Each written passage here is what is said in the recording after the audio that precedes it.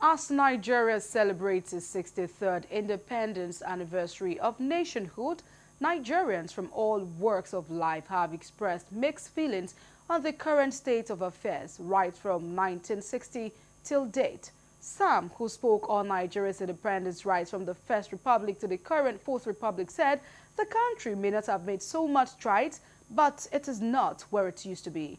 Correspondent Gabriel Odia takes a look at the leading cause of insecurity and infrastructural challenges since independence in this report. According to experts, the independence Nigeria got in 1960 till date has not translated to development, as our leaders lack the skills and competence as that of the time, which gave rise to various military interventions from First Republic to the Third aborted Republic. They blamed the military, even though it relinquished power to civilian rule in 1999, for not developing an agenda for the country except for personal pet projects, stating that Nigeria's democracy has still not developed since 1999, with so much injustices, corruption, insecurity, and infrastructural deficit, among many others, which have pervaded. Well, First and Second Republic were much better than now, as I said before, because we never had problems. Now there are problems everywhere in the country.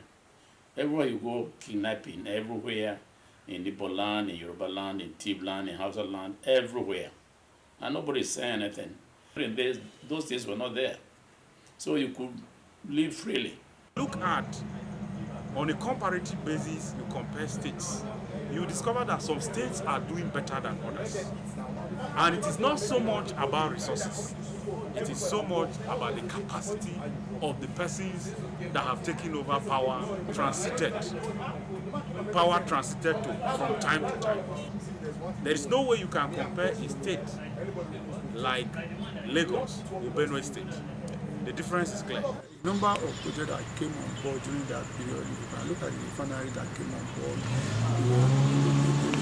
the thing that Nigerians were proud of.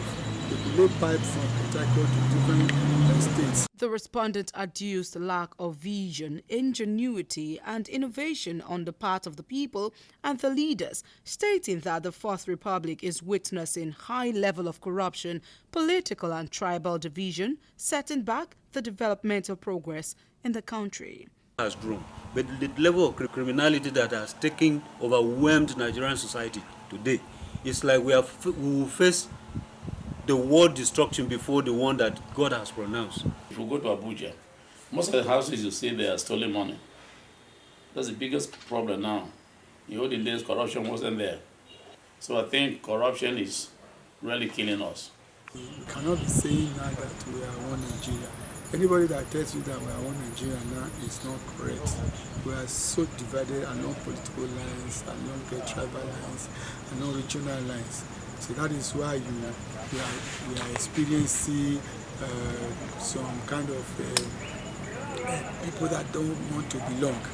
However, a professor of history from the Federal University of Lafayette said, despite the uncertainties surrounding the current administration of Bola Tinubu, he is optimistic given the level of sanity introduced so far. Well, my optimism is cautious optimism.